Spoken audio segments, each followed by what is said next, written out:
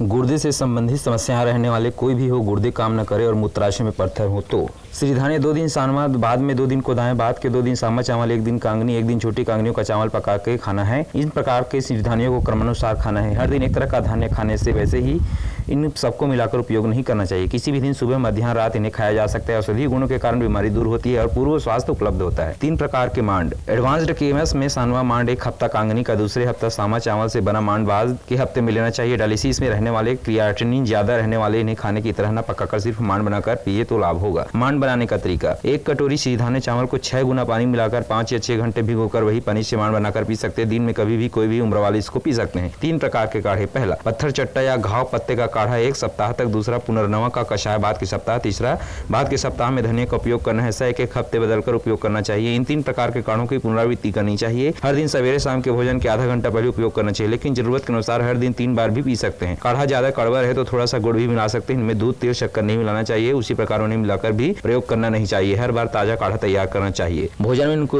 उपयोग न करें। चावल, गेहूं, मैदा, शक्कर, दूध से बनाए गए पदार्थों को नहीं खाना चाहिए। दही, छाछ लिया जा सकता है। रिफाइंड पैकेट तेलों को, मांसाहार, अंडे, चॉकलेट से काफी, टी नहीं लेना चाहिए। प्लास्टिक बोतल का उपयोग नहीं करना चाहिए। तांबे के पात्र में 6 घंटे के लिए रखे हुए पानी को पीने के लिए और खाना पकाने के लिए उपयोग करना चाहिए। हर दिन पैदल चलना, ध्यान करना और 8 घंटे की नींद जरूरी है। इसे नियमित रूप से प्रतिबद्ध होकर ये करे तो 6 हफ्तों में समस्या को नियंत्रित कर सकते हैं। अधिक क्रिएटिनिन काउंट रहने वालों को साधारण स्थिति में आने के लिए समय लगेगा। एलोपैथी दवाइयों को एक ही बार नहीं रोकना चाहिए। डॉक्टर की सलाह के अनुरूप करना चाहिए। परीक्षाएं करवाते हुए शरीर में आने वाले अनुकूल बदलावों के अनुरूप एलोपैथी दवाइयों को कम करना चाहिए। रोग निवारक के रूप में भी श्रीधान्य को खाना, काढ़े को पीना, पानी जारी रखें तो पूर्ण रूप से स्वस्थ रह सकते हैं। पसंदीदा श्री व्यंजन। मनुष्यों का पहला आहार मांड दुनिया भर में मनुष्यों का पहले आहार मांड है। पीसने वाले पत्थरों को खोजकर रोटियां और चावल करने से पहले मनुष्य के मांड के आहार के रूप में ले रहा था। 1 कप श्रीधान्य चावल में 6 गुना पानी मिलाकर 5-6 घंटे भिगोकर उसी पानी से मांड बनाकर पी सकते हैं। दिन में कभी भी कोई भी उम्र वाले इस मांड को पी सकते हैं। कांगनी, छोटी कांगनी चावल, सामा चावल, कोदो चावल, सामा चावल, ये 5 प्रकार के श्रीधान्य हैं। इन्हें सब तरह के व्यंजन बनाना सुविधाजनक होता है। चावल बना सकते हैं, रोटियां बना सकते हैं, डोसा, इडली, पोंगल, उपमा, बिसिबिल्ला भात, बिरयानी जैसी चीजों को बहुत आसानी से बनाया जा सकता है। श्रीधान्यों के चावल को कम से कम 2 घंटे, छोटी कांगनी को कम से कम 4 घंटे भिगोकर पकाना होगा। 1 गिलास चावल के लिए 2 गिलास पानी डालकर कुकर में पका सकते हैं। कुकर को छोड़कर अन्य पात्रों में पकाएंगे तो पानी ज्यादा मात्रा में डालना पड़ता है। श्रीधान्य चावल के लिए 4 या 5 गुना पानी की जरूरत पड़ सकती है। उबालते समय कितना पानी चाहिए देखते हुए जरूरत हो तो पानी को डालते रहना चाहिए। पकाए गए चावल को सब्जियों, साग, रसम आदि से मिलाकर खा सकते हैं। इस प्रकार से पूली होरा बना सकते हैं। हल्दी, जीरा, नींबू, पानी मिलाकर बिरयानी, बिसिमिल्ला भात भी बना सकते हैं। ताड़, गुड़, घी मिलाकर भोजन के बाद मिठाई के रूप में ले सकते हैं। पकाए हुए भात को नरम बनाकर तरह तरह के मांड और तरकारियों के साथ धनिया, अदरक, दालचीनी, जीरा, दही, दाद, छाछ के साथ छाछ भिगोकर नए व्यंजन भी बनाया जा सकता है। हल्दी, जीरा, नींबू रस के प्रयोग से श्रीधान्यों के चावल से पूरी होरा। जैविक पद्धति से निकाले गए तेल, करी पत्ता, राई, जीरा, हरी लाल मिर्ची के टुकड़े जितना आवश्यक है कुछ सुनहरे होने तब भुने 2 से 5 चम्मच इमली का रस डालकर 1 मिनट उबालिए। श्रीधान्य, भात तथा नमक को मिला लीजिए। धनिया के पत्ते, नींबू रस यदि जरूरत हो तो भुने हुए तिल आपको पसंद हो तो मिला ले, बस खाना तैयार है। रोटी बनाने की विधि। 5 प्रकार के श्रीधान्यों में से कोई भी एक श्रीधान्य के आटे से रोटी बनाई जा सकती है या उसे आटे के 95% तक 5% उड़द का आटा मिलाकर ठीक जितना चाहिए उतना पानी, 2 चम्मच दही भी मिलाकर कड़क बनाया जा सकता है। पालक या मेथी पत्तों को छोटे छोटे टुकड़ों में काटकर कैरेट धनिया को भी आटे में मिलाना। आधे घंटे के बाद रोटियां बनानी है। पत्ते पर तेल डालकर हाथ की उंगलियों में से या तो लकड़ी से मोटी रोटियां बनाया जा सकता है। तवे पर घी या तेल डालकर रोटी सेक सकते हैं। उपमा, डोसा या इडली और पोंगल बनाने का तरीका। इनको हमेशा जिस तरह से बनाते हैं उसी तरीके से ही बना सकते हैं। फिर भी इनमें धान या इडली रवा के बदले श्रीधान्य चावल या रवा का उपयोग कीजिए। उपमा बनाने के लिए भिगोई गई श्रीधान्यों को तरकारी टुकड़ों के साथ कढ़ाई में तड़का डालने के बाद सब चीजों को कुकर में उबालें। आपका उपमा तैयार है। इडली नरम होना है तो आधा कटोरी इडली रवा के साथ 2 मुट्ठी भर पहले दिन पकाया गया श्रीधान्य चावल को मिलाना है। फिर भिगोना है। मिश्रण को पीछे मिश्रण को खट्टा होना, इडलियां नरम रहती है। मिठाई भी आसानी से बनाई जा सकती है। खाना पकाने का तेल, बैल चलित धानी तेल, स्वास्थ्य तेल। विज्ञान, विकास और आर्थिक प्रगति के नाम पर दुनिया भर में हमारी प्राकृतिक खाद्य संस्कृतियों को औद्योगिक खाद्य संस्कृति ने पूरी तरह से नष्ट कर दिया है। रिफाइंड तेल के माध्यम से दुनिया को धीमा जहर खिलाया जा रहा है, जबकि बैल चलित लकड़ी के घानी के माध्यम से निकाला गया तेल खाना पकाने का असली तेल और स्वस्थ भी है। बैल चलित लकड़ी के घानी तेलों का उपयोग करके गांवों का पैसा गांव में ही रहता है। यदि शहर के लोग भी रिफाइंड तेलों के बजाय गांव के उत्पादित तेल का सम्मान और उपयोग करेंगे तभी शहर का पैसा गांव में प्रवाहित होगा और तभी स्थायी स्वतंत्र ग्राम स्वराज्य का अपना साकार बन सकेगा। जब आप बैल चलित लकड़ी के घानी तेल का उपयोग करते हैं, आप गांव के लोगों के लिए रोजगार पैदा करेंगे। एक बैल चालित लकड़ी घानी तेल संयंत्र 2 लोगों की नौकरी देता है। आपको पैसा एमएनसी के बजाय गांव में बहने लगता है और गांव की अर्थव्यवस्था को मजबूत बनाए रखता है। एक बैल चलित लकड़ी घानी संयंत्र 4 बैलों को बूचड़ खाने में जाने से रोकता है। आपको और आपकी युवा पीढ़ी को स्वास्थ्य आरोग्यश्री के धन का आनंद मिलेगा। डॉक्टर खादर के व्याख्यानों पर आधारित।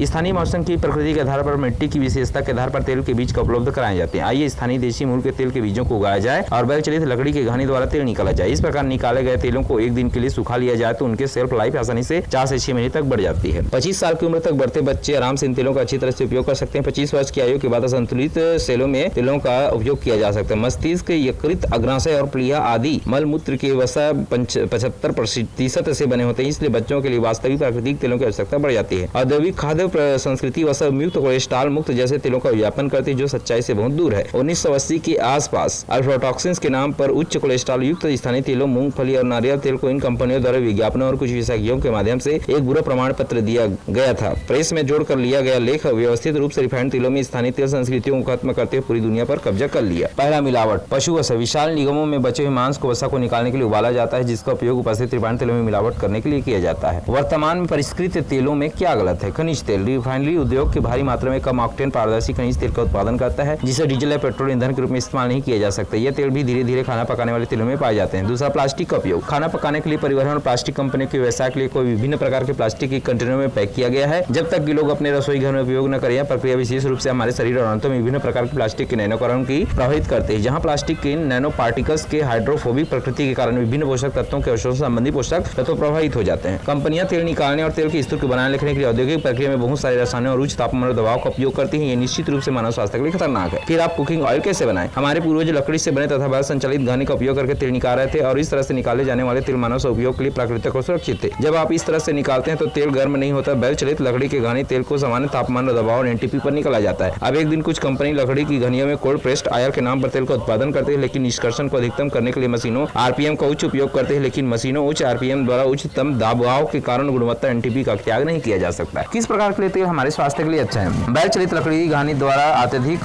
कोई भी तेल अच्छा है। सभी तेलों में अपने औषधीय गुण है। तेल निकालने के लिए विविध तेल बीज महत्वपूर्ण स्थानीय तेल के बीज उस विशेष क्षेत्र के लोगों के लिए सबसे मदद होता है। फोटोकेमिकल प्रतिक्रियाओं को कम करने के लिए इस प्रकार निकाले गए तेल को स्टील के बर्तन या एम्बर रंग की कांच की बोतलों में ले लिया जाता है। इसमें तेल 4 से 6 महीने बाद भी स्वस्थ रहता है। हमारे स्थानीय तेल, पहला मूंगफली का तेल। इस तेल में रेसवेस्ट्रॉल की एक फिनोलेनिक यौगिक होती है, जो कि शरीर में कई विषैले तत्वों को बेअसर करता है। यहाँ एंटीबैक्टीरियल, एंटी इंफ्लेमेटरी और एंटी एजिंग एजेंट के रूप में काम करता है। यहाँ कई दिल से संबंधित बीमारियों के लिए विशेष रूप से अच्छा है। दूसरा, नारियल का तेल। नारियल के तेल में लॉरिक एसिड अधिक होता है। इस तेल का धुआं बिंदु स्मोक पॉइंट भी अधिक 1770 है, इसलिए आप मिठाई, पूरी, वड़ा, चिप्स, वेजेस आदि जैसे गहरे तले हुए आइटम बना सकते हैं। हार्मोन असंतुलन, थायराइड के मुद्दे और ऑटिज्म का कुछ स्वास्थ्य समस्याएं जो इस तेल के लिए उपयोग है। तीसरा, तिल का तेल। विटामिन ई जो हमारी इम्यूनिटी बिल्डिंग के लिए महत्वपूर्ण है, इस तेल में मौजूद है। किसी भी अचार बनाने की प्रक्रिया में पूरे भारत में पसंदीदा तेल है। एंटीऑक्सीडेंट तथा प्रतिउपचायक अथवा ऑक्सीकरणोधि और सूजन विरोधी एजेंट इस तेल में मौजूद है। पुली, होकारे, रंगीन चावल आदि तैयार किए जा सकते हैं। आयुर्वेद से संधिवात, गठिया, त्वचा रोग के लिए ये तेल के हैं समाधान। चौथा, नारियल बीज का तेल। इस तेल में लिनोलेइक एसिड और नियासिन अधिक होता है। उपयुक्त दो कारण नसों और मस्तिष्क के कोशिकाओं के उत्थान और सफाई करते हैं। कॉस्मेटिक कल्याण और त्वचा के स्वास्थ्य में मदद करने के अलावा पार्किंसंस, अल्जाइमर जैसी मानसिक बीमारियों को ठीक करने में इस तेल की बहुत बड़ी भूमिका है। इस तेल को सीधे घी के रूप में इस्तेमाल किया जा सकता है। मिठाई, अचार और चटनी पाउडर बनाने में यह तेल बहुत उपयुक्त है। पारंपरिक रूप से मंदिरों को इस तेल को नैवेद्य और प्रसाद के लिए बड़ी मात्रा में उपयोग करने के लिए जाना जाता है। पांचवा, कुसुम का तेल। यह तेल POF poly unsaturated fatty acid से भरपूर होती है। यह अपने स्वास्थ्य और स्वाद में एक तटस्थ तेल है। डीप फ्राई करने के लिए स्मोक पॉइंट भी अधिक होता है। स्तनपान कराने वाली महिलाओं को इस तेल उपयोग करके अपने बच्चों के लिए दूध का उत्पादन करने में मदद मिलती है।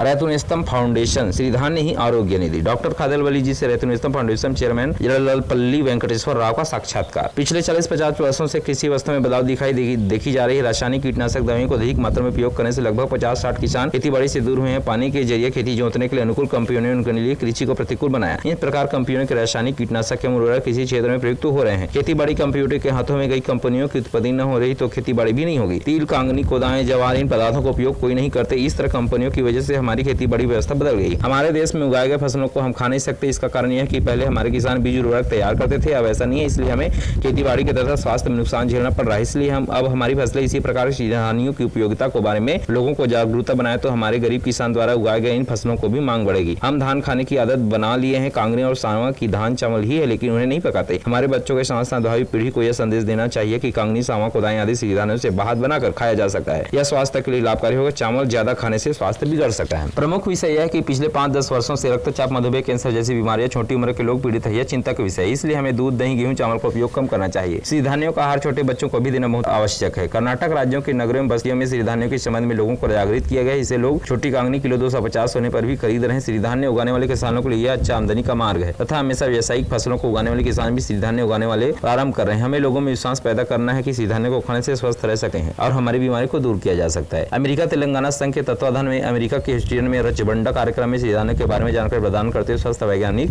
डॉक्टर खादरवली के साथ रैतुनेस्तम वेंकटेश्वर राय। हैदराबाद में स्थित रैतुनेस्तम सहज जैविक कृषि उत्पत्ति केंद्र नेचुरल प्रोडक्शन स्टोर का परीक्षण करते हुए खादरवली। कर्नाटक से पहले यह माना जाता है कि कांगनियों और रागी केवल दलित खाते थे, क्योंकि अंग्रेजों की तरह हम धीरे धीरे चावल गेहूं खाना शुरू कर दी, इसलिए दैनिकों का भोजन चावल तथा गेहूं होता था। बाद में चावल गेहूं सबके लिए आहार बना, घर से कांगनी छोटी कांगनी गायब हो चुके हैं। यहाँ पे बेंगलुरु कर्नाटक में मैंने लोगों में चेतना लाकर बीमारी को दूर करने के लिए सिद्धान्य के प्रयोग के बारे में बताया। वे लोग जागरूक होकर सिद्धान्य को उपयोग कर लेंगे। वे अब समझ चुके हैं कि इनके उपयोग से स्वस्थ रह सकते हैं। जो लोग इनका उपयोग करके अपने स्वास्थ्य को बनाया, वे दूसरों को सुझाव दे रहे हैं। सिद्धान्य 5 प्रकार के हैं: कांगनी, कोदान, सावा, छोटी कांगनी और सामा। इन 5 धानियों में कांगनी में 8, कोदो में 9, छोटी कांगनी में 12.5, सामा चावल में 9.8, सावा में 10% फाइबर रहता है। साथ ही विटामिन B3, थायामिन, नियासिन जैसे विटामिन इन 5 प्रकार के सिद्धान्यों में है। पोषक तत्व कांगनी में 1.5 मनुष्य को पूरी तरह से स्वस्थ रखने के लिए गुण सिद्धान्यों में होने के कारण कई बीमारियां 6 महीने में ही ठीक हो सकते हैं। इन सिद्धान्यों के उपयोग से लोग स्वस्थ हो रहे हैं। सिद्धान्यों के बारे में गांव में अधिक प्रचार प्रसार की आवश्यकता है। शहरों के अतिरिक्त गांव में भी बीमार लोग अधिक है, क्योंकि वे लोग भी गेहूं चावल खा रहे हैं। सिद्धान्यों को खाने से स्वास्थ्य अच्छा रहेगा, यह प्रचार ग्रामीण प्रांतों में करवाने की आवश्यकता है। अतः शहरों में बड़े बड़े होटलों में सिद्धान्यों का आहार ले सकते हैं। यह विषय ग्रामीण लोगों की भी बताना चाहिए। जब ग्रामीण जनता भी इन सिद्धान्यों के बारे में जान लेंगे तो इनका उपयोग भी बढ़ेगा। किसान भी इन्हें उगाना शुरू कर देंगे। किसानों की आमदनी होगी, स्वास्थ्य भी ठीक रहेगा। सिद्धान्यों का उपयोग करने से सब लोग स्वस्थ रह सके, इसलिए ग्रामीण नगर वासियों को भी इनकी उपयोगिता के बारे में समझाने की आवश्यकता है। किसानों में भी इनके बारे में जागरूकता पैदा करना है। सब लोग इन्हें उपयोग करें तो किसान भी इन लोगों को इनको उगाएंगे, सबको सिद्धान्यों पर लगे होंगे। इनके बारे में ज्यादा प्रचार प्रसार करने की आवश्यकता है। यदि खरीदने वाला ही ना हो तो किसान भी इन धान्यों को फसल नहीं उगाएंगे, इसलिए सबको जागरूक करना चाहिए, तभी स्वास्थ्य ठीक होगा। रैतुनेस्तम से डॉक्टर खादरवली का साक्षात्कार। तृणधान्यों को त्रिधान्यों के रूप में कैसा कहा जा सकता है? आधुनिक कृषि प्रणाली से उत्पन्न पदार्थों को खाने से मनुष्य अनेक रोगों का शिकार हो रहा है। उन बीमारियों को दूर करने की शक्ति कांगनी, छोटी कांगनी, सामा, चावल, कोदाएं, अन्य सावा तृणधान्यों में है। ये सब संपूर्ण स्वास्थ्य बनने में सहायक सिद्ध होते हैं, इसलिए मैं इन्हें सिरिधान्य कहता हूँ। तृणधान्यों में रागी, बाजरा, पीला बाजरा, ज्वार आदि महत्वपूर्ण धान्य भी होते हैं। इन्हें मैं स्थिर धान्य कहता हूँ, क्योंकि ये रोगों को दूर नहीं कर सकते, लेकिन सिरिधान्य संपूर्ण रूप से बीमारियों को दूर करते हैं, इसलिए मैंने इसका नाम सिरिधान्य रखा है। इन 5 धान्यों में फाइबर पदार्थ, ठोस पदार्थ एक ही अनुपात में रखकर खून में ग्लूकोज का नियंत्रण करके स्वास्थ्य बनाए रखते हैं। सिरिधान्य कितने प्रकार हैं, उनके पोषक तत्वों के बारे में बताएंगे क्या? सिरिधान्य 5 प्रकार के: कोदाएं, समाएं, सावा, कांगनी, छोटी कांगनी में फाइबर ज्यादा रहता है। कोदाओं में 8, कांगनी में 9, छोटी कांगनी में 12.5, सामा चावल में 9.8, सावा में 10% तक फाइबर पदार्थ है। इनके अतिरिक्त विटामिन अधिक मात्रा में है। मानव स्वास्थ्य के लिए जो चाहिए वह इन 5 सिरिधान्यों में है, इसलिए कई बीमारियों को 6 महीने में दूर किया जा सकता है। 4 दशक पूर्व फसल उगाने की पद्धति और आज फसल उगाने की पद्धति में क्या अंतर, इसके बारे में आप क्या राय देंगे? 40 वर्ष पूर्व खेती बाड़ी वर्षाधारित था, लेकिन अब परिस्थिति बदल चुकी है। आज की खेती बाड़ी पानी, रासायनिक उर्वरक, कीटनाशक दवाएं पर निर्भर है। आज कृषि व्यवस्था कंपनियों के हाथों में। इन कंपनियों के बिना हम कुछ भी नहीं कर पा रहे हैं। अपने आप पैदा करने वाले पदार्थ धीरे धीरे हमसे दूर हो रहे हैं, अर्थात तिल, कांगनी, छोटी कांगनी, ज्वार तथा अन्य पदार्थ का मूल्य भी घट गया है। कौन सी कंपनियां कर रही हैं, कैसी कंपनियां? या तो विदेशी कंपनियां। इसका कारण पूरी तरह से विदेशी कंपनियां ही, कुछ स्वदेशी कंपनियां भी हो सकते हैं, पर नगण्य रूप से उनके व्यापार के लिए किए गए कार्यों में आज हमारी खेती बाड़ी में ज्यादा बदलाव आ चुका है। दूसरी ओर कंपनियों में अधिक वेतन पाने वाले बुद्धिजीवी, वैज्ञानिक आदि द्वारा देसी आहार की उपेक्षा भी एक कारण है। इसलिए आज कांगनी, छोटी कांगनी, सामा चावल खाने वाले बहुत कम दिखाई देते हैं। कुछ मिलकर खेतीबाड़ी में व्यापार का घुस जाना ही इस दुर्स्थिति का मुख्य कारण। पुराने जमाने में किसानों के हाथों में बीज रहते थे, वे लोग ही सहज प्रक्रियाओं से उर्वरकों को तैयार करते थे। हरित क्रांति से आहार की समृद्धि साध्य हुई, किंतु स्वास्थ्य खराब हुआ। इस हरित क्रांति से उपजे गए आहार खाने से गत 40-50 सालों में हमारे देश की स्वास्थ्य स्थिति पिछड़ू हो गई है, अर्थात खेतीबाड़ी के विषय में, स्वास्थ्य विषय में हमें चोट पहुंची। इस खेत की स्थिति से बाहर आने के लिए देशी पद्धति से आहार पदार्थों के उत्पादन को प्रोत्साहन करना होगा। इससे किसानों की स्थिति अच्छी बन जाएगी, साथ ही लोगों का स्वास्थ्य। इसके लिए यह जानना जरूरी है कि चावल, गेहूं, चीनी जैसे पदार्थों से बीमारी पैदा होती है, इनके प्रति लोगों को जागरूक करना जरूरी है। यदि हम इन पदार्थों का उपयोग छोड़कर सिरिधान्य का उपयोग करने लगेंगे तो स्वास्थ्य ही ठीक रहेगा और इन धान्यों का मूल्य भी बढ़ेगा तथा उन्हें उगाने वाले किसानों की आमदनी भी बढ़ेगी। तृणधान्य के संबंध में लोगों में चेतना आने से किसानों की भी भलाई हो सकती है। क्या यह सच है? निश्चित रूप से किसानों की भलाई होगी। कर्नाटक में यह हुआ है। उत्तर कर्नाटक में कई किसान सिरिधान्य को उगाए, ग्राहक उनके घर जाकर खरीद भी रहे, किसानों की भी अच्छी आमदनी हो रही है। इन 40 सालों में चावल प्रधान फसल बन गया है। भूसी निकालकर पॉलिश करने वाले चावल को ही बहुत सारे लोग आहार के रूप में ले रहे हैं। बच्चे भी सफेद चावल, पिज्जा, बर्गर अधिकतर खा रहे हैं। ऐसी स्थिति में लोगों को सिरिधान्यों की ओर कैसे आकर्षित किया जा सकता है? बहुत दिनों में हम लोग धान चावल खाने के अभ्यस्त हो चुके हैं। सिरिधान्यों से भी भात पकाया जा सकता है। चावल की तरह कांगनी, छोटी कांगनी, सामा चावल, कोदाएं आदि से भी खाना पकाया जा सकता है। चावल खाने से स्वास्थ्य बिगड़ सकता है। सिरिधान्यों से पकाए जाने वाले व्यंजनों को खाने से स्वास्थ्य ठीक रहता है। इस विषय को बच्चों को भी बताकर उन्हें भी जागरूक करना जरूरी है। यदि बड़े खाएंगे तो बच्चों में भी आदत पड़ेगी। पश्चिमी रुझान बढ़ रहा है, ऐसे में बच्चों का ध्यान सिरिधान्यों के आहार की ओर कैसे आकर्षित किया जा सकता है? आपका क्या विचार है? 10 वर्षों से लोगों के स्वास्थ्य की स्थिति में व्यापक बदलाव दिखाई दे रहा है। रक्तचाप, मधुमेह मधुमेह, थायराइड, कैंसर जैसी बीमारियों से बच्चे भी पीड़ित। सर्वे से यह स्पष्ट है कि 100 में 6% बच्चे इस तरह की बीमारियों से पीड़ित हो रहे हैं। बच्चों को बचाना चाहिए, पहले उनके खानों की चीजों पर ध्यान देना चाहिए। चावल, चीनी, गेहूं को खाने से दूर करना चाहिए। उन्हें समझना चाहिए कि सिद्धांत खाने से उनका स्वास्थ्य ठीक होगा। कर्नाटक में मैंने अनेक जागरूकता कार्यक्रमों का आयोजन किया था, लोगों में बदलाव आया। आप देख सकते हैं कि बच्चे भी सिद्धांत आहार के प्रति रुझान दिखा रहे हैं। जब से मां का दूध देना बंद किया जाता है तभी से बच्चों को यह आहार दिया जा सकता है जो स्वास्थ्य के लिए लाभदायक। युवावस्था था 25 से 40 वर्षों के बीच आयु वाले कौन सा आहार ले सकते हैं? गठिया या अर्थराइट, हृदय रोग, मधुमेह या सिर दर्द से पीड़ित लोगों से मैं यही कहूंगा कि 5 सिरिधान्यों का सेवन करें। 2 दिन के बाद धान्य बदलते रहे। 2 दिन कोदाएं, 2 दिन शामा, 2 दिन कांगनी, 2 दिन शाम, 2 दिन छोटी कांगनी, ऐसे बदल कर पुलाव, डोसा, खट्टा चावल आदि बनाकर खा सकते हैं। धान्य को अच्छी तरह से भिगोना चाहिए क्योंकि इनमें फाइबर ज्यादा रहती है, इसलिए जितना ज्यादा भिगोएंगे तो उबालने की उतना ही नरम हो जाएंगे। इनके साथ वड़ा, बोंडा, सेवैया, चकली, मिठाई आदि अनेक चीजें बनाई जा सकती है। कांगनी कांटे से पिज्जा भी बनाया जा सकता है। आप तेलुगु भाषी और कर्नाटक में बसकर वहां के लोगों को सिद्धांत के प्रति जागरूकता कर रहे। तेलुगु प्रांत के लोगों को इनके बारे में बताने के लिए आप क्या कदम उठा रहे हैं? मैं कर्नाटक के मैसूर निवासी हूँ। उस प्रांत में चलाए गए जागरूकता कार्यक्रम के कारण लोग सिद्धांतों का उपयोग कर रहे हैं। अच्छे नतीजे प्राप्त होने पर यह बात पूरे कर्नाटक में फैल चुकी है। राज्य स्तर पर आयोजित कार्यक्रमों में भाग लेकर लोगों की सिद्धांत के प्रति चेतना जगा रहा हूँ। कर्नाटक सरकार ने भी हर जिले में सिद्धांत मेले का आयोजन किया है। देखा जाए तो बेंगलुरु की आबादी में 10 से लेकर 15% लोग मधुमेह से पीड़ित है। धीरे धीरे लोग बीमारियों को दूर करने के लिए सिद्धांतों का प्रयोग कर रहे हैं। तेलुगु प्रांतों में रहतु नेस्तम फाउंडेशन संस्था इस प्रकार की जागरूकता कार्यक्रमों का आयोजन कर रही है। इनमें भाग लेकर सिद्धांतों के प्रयोजनों के बारे में सबको बता रहा हूँ। आंध्र प्रदेश और तेलंगाना के सभी प्रांतों में अधिक से अधिक जागरूकता कार्यक्रमों का आयोजन करके लोगों की चेतना ही मेरा उद्देश्य है और यही मेरी अभिलाषा भी है। तृणधान्यों को उगाने वाले किसानों को अच्छी आमदनी प्राप्त होना है तो शहरों और नगरों के लोगों में सिद्धांतों के प्रति जागरूकता बढ़ाने की आवश्यकता है। इस पर आपका क्या अभिप्राय है?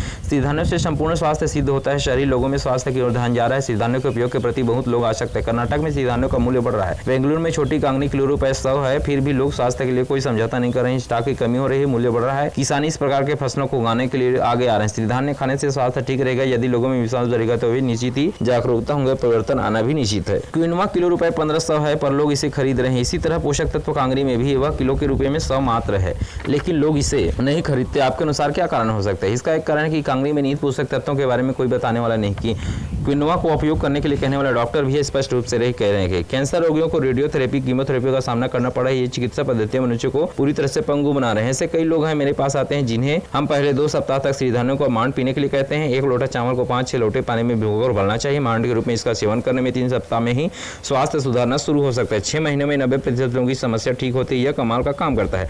आमतौर पर कैंसर में कीमोथेरेपी, रेडियोथेरेपी के बाद मेटाबॉलिज्म अर्थात स्थानांतरण होता है। कहने का अर्थ है कि स्तन कैंसर हड्डियों के कैंसर के रूप में हड्डियों का गर्भाशय में स्थान परिवर्तित होता रहता है। यह परिवर्तन अपने आप होता है। ऐसा होने पर भी सिद्धांतों के सेवन करके रोग को दूर करने वाले भी हैं। कैंसर ही नहीं, मधुमेह और अन्य बीमारियों की सिद्धांतों से दूर हो सकते हैं। पैसे का खर्च भी नहीं होगा, सब बहुत ही कम कीमत में प्राप्त होते हैं। हमारे आसपास की चीजों में ही स्वास्थ्य इसे पहचाना जरूर है। किनवा से भी अधिक पोषक तत्व सिद्धांतों में है, यही मेरी चिंता है। इसलिए सिद्धांतों के बारे में लोगों को जागरूकता करना मैं अपनी नैतिक जिम्मेदारी समझता हूँ।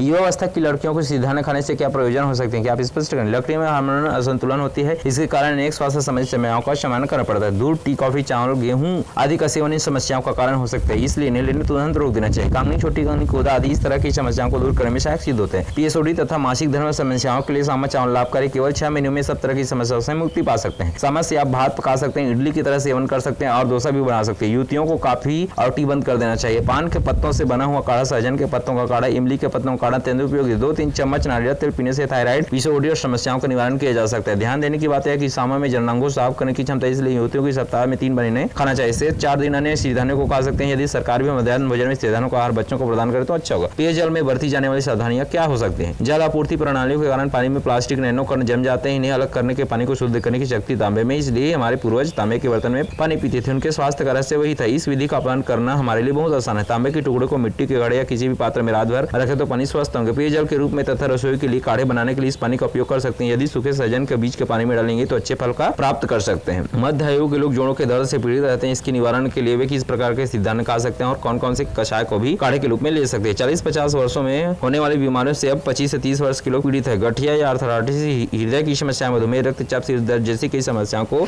मध्यम आयु वाले लोग ग्रस्त हैं। इनसे पीछा छुड़ाना हो तो 5 प्रकार के सिद्धांतों को 2-2 दिन में एक प्रकार का बदल कर खाना चाहिए। इनमें खट्टा चावल, पुलाव, डोसा, इडली जैसे अनेक व्यंजन बना सकते हैं। इतना ही नहीं, पिज्जा भी बना सकते हैं, लेकिन पनीर का उपयोग नहीं करना चाहिए। ध्यान देने की बात है कि सिद्धांतों को पकाने से पहले उन्हें अच्छी तरह भिगोना चाहिए। रात को भिगोकर सुबह उन्हें पकाएंगे तो अच्छा। यदि सुबह सुबह भिगाएंगे तो रात को पकाइए। इतना समय नहीं है तो कम से कम 2 घंटे भिगोकर पकाएं। मध्य आयु में होने वाले जोड़ों के दर्द आदि के निवारण के लिए कांगनी, छोटी कांगनी उपयोगी। सदाब, नाग दाबी, पान के पत्ते, धनिया के काढ़े टेले लेने से होगा। कब्ज के लिए मेथी काढ़ा लाभदायक है। हर रोज मुट्ठी भर के पत्तों को 200 मिलीलीटर पानी में उबालिए। यदि चाहे तो ताड़ का गुड़ उपयोग कर सकते हैं। खाली पेट इसका सेवन करना चाहिए। यदि लगातार 15 दिनों तक ऐसा करेंगे तो कब्ज को दूर भगा सकते हैं। साथ ही कोदाएं और सामा चावल भी लाभदायक सिद्ध होगा। दिल का दौरा पड़ने के बाद जो लोग चिकित्सा करवाते हैं उन्हें किस प्रकार का आहार लेना चाहिए? काम के कारण उत्पन्न तनाव से हृदयाघात नहीं हो रहा है बल्कि हमारे आहार पद्धतियों के कारण हो रहा है। अंडे, मांस, पिज्जा, कोल्ड ड्रिंक्स आदि प्रमुख कारण है। रक्त के संबंध में कोदाम को लेना विशेष करें। कांगनी, नागवल्ली, धनिया, पान, मेथी के काढ़े पत्ते को दूर करने में सहायक सिद्ध होते हैं। हर रोज सुबह मुट्ठी भर पत्तों को 200 मिलीलीटर पानी में 2 मिनट तक उबालकर 10-15 दिनों तक सेवन करिए। पाचन संबंधी समस्याएं दूर होगी। चाहे तो ताड़ का गुड़ उपयोग कर सकते हैं। कॉफी, टी आदि से बच्चों को दूर रखना होगा। इनके स्थान पर हल्दी का काढ़ा देना होगा। यह उनकी बुद्धि को बढ़ाता है। इनके साथ कोदाएं, कांगनी में निहित जिंक स्वास्थ्य के लिए लाभदायक है। कैल्शियम बढ़ाने के लिए सप्ताह में 1 बार तिल के लड्डू खाना चाहिए। बच्चों की ऊंचाई भी बढ़ेगी। 3 से 15 वर्ष की आयु के बच्चों को मूंगफली, नारियल, तिल जैसे पदार्थ सप्ताह में बदल कर देने से उनकी बुद्धि भी विकसित होगी और वे मेधावी बन सकते हैं। तिल रोगी बाजरा, नारियल आदि के दूध से दे सकते हैं। 100 ग्राम तिल को 500 ml पानी में रात भर भिगोकर पीसकर उसमें से दूध निकाल सकते हैं। इसे भी दिया जा सकता है। यह बच्चों के लिए अच्छा है। गेहूं, धान में फाइबर नहीं होती इसलिए पाचक रस उत्पन्न नहीं होता। इसी कारण पाचन संबंधी समस्याएं होंगी। इन्हें दूर करने में सीधाना सहायक सिद्ध होते। स्वास्थ्य के लिए इनका उपयोग करना चाहिए। आवश्यक लाभ होगा। सीधाने को भी सभी लोग अपनाएं और अच्छा स्वास्थ्य पाइए। रत्नस्तंभ फाउंडेशन में हैदराबाद द्वारा आयोजित सीधाने से संपूर्ण स्वास्थ्य विषयक जागरूकता कार्यक्रम में व्याख्यान देते हुए डॉक्टर कादर वली, आजकल कैंसर चिंता का विषय बन गया है। इस भयंकर बीमारी पर विजय प्राप्त करने में सीधाने कैसे सहायक है बता सकते हैं क्या? कैंसर की सीधाने में रेडियोथेरेपी, कीमोथेरेपी का प्रयोग किया जा सकता है। पीड़ित व्यक्ति शक्तिहीन हो जाता है। बहुत लोग हमारे पास इसी स्थिति में पहुंचते हैं। ऐसे लोगों को हम यही सलाह देते हैं कि पहले 2 हफ्तों के लिए सीधाने को मान लें। इससे उनके शरीर में शक्ति का संचार होगा। 6 महीनों में 90% समस्याएं दूर हो जाएंगी। शरीर के दूसरे भागों में कैंसर फैलने के बाद भी लोग हमारे आसपास आते हैं। उनके लिए भी हमने यही सुझाव दिया था। हमारे सुझाव का पालन करने में पूरी तरह स्वस्थ हो चुकी सीधाने एवं काढ़ों के लिए होने वाले खर्च नाम मात्र का है। इसे लागतहीन चिकित्सा पद्धति माना जा सकता है। आजकल अल्प आयु में ही लोग हृदयाघात के शिकार हो रहे हैं। इसका क्या कारण हो सकता है? आपका स्वास्थ्य सूत्र क्या है? अक्सर यही माना जाता है कि दिल का दौरा काम में उत्पन्न तनाव के कारण होता है, लेकिन मैं यही कहूंगा कि हमारे भोजन के कारण ही सब होता है। कोलेस्ट्रॉल युक्त आहार, रात को जागने से रोगनिरोधक शक्ति की कमी होती है। हृदय से संबंधित समस्याओं से पीड़ित लोगों में रक्त वाहिका तथा धमनियों में अवरोध होने वाले परेशान लोगों के लिए कोदाएं उपयोगी। सामा, कांगनी, छोटी कांगनी को भोजन के रूप में लेने से शरीर की आवश्यक पोषक तत्व प्राप्त होंगे। हर रोज सुबह व्यायाम करना आवश्यक है। स्वास्थ्य के लिए अच्छा आहार और व्यायाम दोनों ही आवश्यक है। छात्र पढ़ाई और आईटी के कर्मचारी काम के तनाव से पीड़ित है। व्यायाम के अभाव में कम आयु में ही रक्तचाप से पीड़ित हो रही समस्या का परिष्कार कैसे हो सकता है? कम उम्र में ही रक्तचाप की दवाइयां उपयोग करने वालों की संख्या बढ़ रही है। इसके लिए मुख्य रूप से बच्चों को दूध, टी, कॉफी से दूर रखना चाहिए।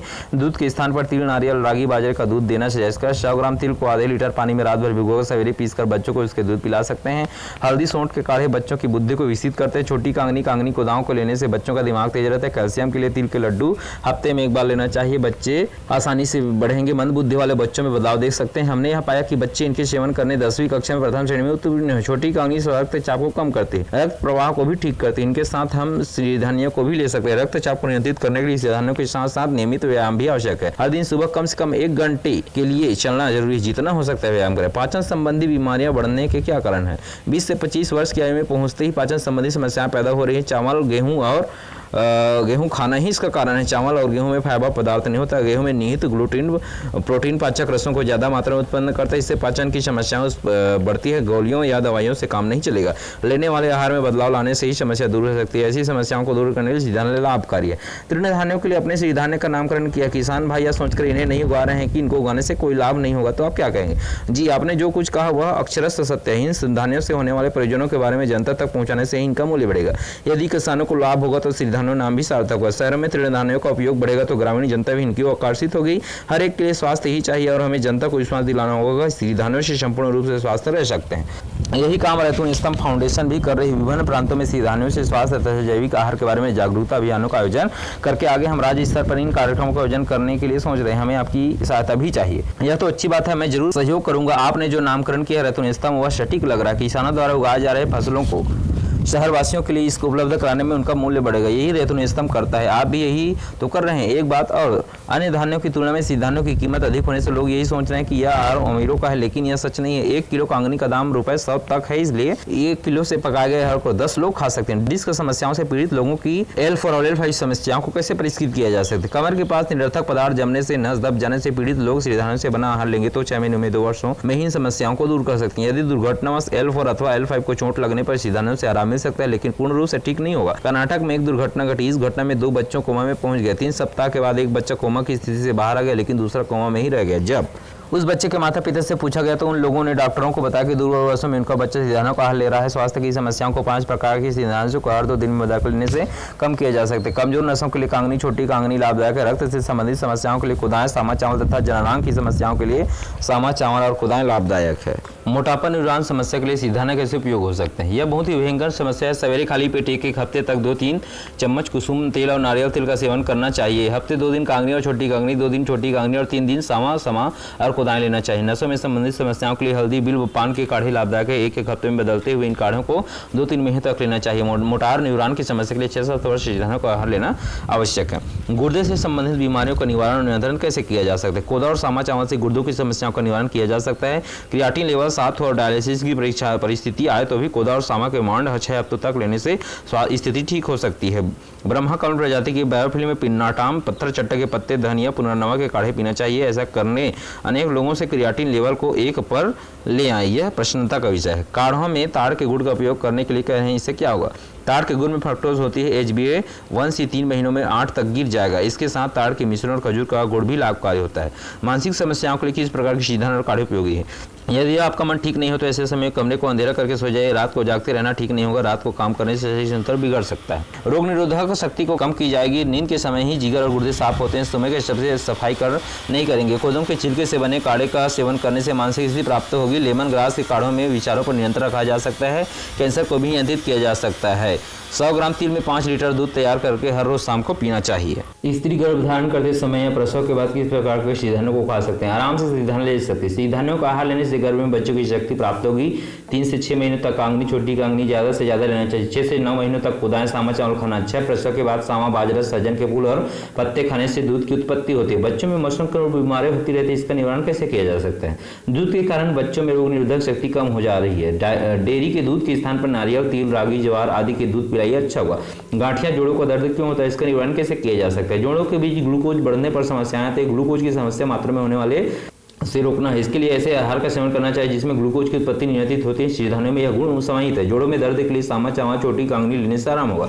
स्मरण शक्ति के लोगों को कैसे दूर किए जा सकते हैं? पार्किंसंस बीमारी, स्मरण शक्ति का लोप आदि समस्याओं को हल्दी, अदरक, नागदाली के काढ़े लेने से दूर किया जा सकता है। कांगनी छोटी कांगनी और कोदाओं के साथ साथ नारियल, मूंगफली, कुसुम तेल हफ्ते में 1-1 बार करके लेना चाहिए। माइग्रेन की समस्या को कैसे दूर किया जा सकता है? इस्पात की कढ़ाई में तिल भूनकर हर रोज आधा चम्मच सेवन करने से माइग्रेन की समस्या दूर होगी। ऐसा 21 दिनों तक करने से 90% तक ठीक हो सकते हैं। नियमित रूप से इस तरह का पालन करने से 21 दिनों में आप पूर्ण रूप से स्वस्थ भी हो सकते हैं। त्वचा से संबंधित समस्याएं, हार्निया, आंत उतरने का रोग, वेरिकोज वेंस, अपस्फीत सिरा की समस्याओं का निवारण कैसे किया जा सकता है? एलोवेरा, तुलसी, लेमन ग्रास, कुशा के काढ़े त्वचा से संबंधित समस्याओं को दूर करने में लाभदायक सिद्ध होते हैं। हार्निया भयंकर समस्या है। सर्पचिकित्सा के साथ साथ सिद्धांतों का आहार लेने से लाभ होगा। अपस्फीत सिरा, वेरिकोज वेंस की समस्या पीड़ित होने से टमाटर, कुंदरू या रस का हरा पत्ता 1-1 करने से लेना होगा। कुंदरू के पत्तों और परिजात के पत्तों में बने काढ़ों का सेवन भी करना चाहिए। फाइब्राइड, साइनस, रक्तहीनता की समस्याओं को दूर कैसे किया जा सकता है? फाइब्राइड समस्या से पीड़ित लोगों की सामा चावल, कोदाओं के साथ साथ पान, सहजन के पत्ते, इमली के पत्ते, अम्बाड़े के पत्ते से बने काढ़े लेना चाहिए। साइनस से पीड़ित लोगों को टी, कॉफी का सेवन करना पूर्णतः वर्जित है। नारियल का दूध, कांगनी छोटी कांगनी लाभदायक है। साथ हल्दी के काढ़े पीना चाहिए। EMSR की अधिक मात्रा होने पर, प्लेटलेट्स कम हो जाने पर, हीमोग्लोबिन की समस्या होने पर गाजर, बीटरूट, आंवला का रस पीना श्रेयस्कर है। कांगनी और छोटी कांगनी खाना चाहिए। पारिजात और प्रवृत्ति के काढ़े प्लेटलेट्स की वृद्धि करने में सहायक होते हैं।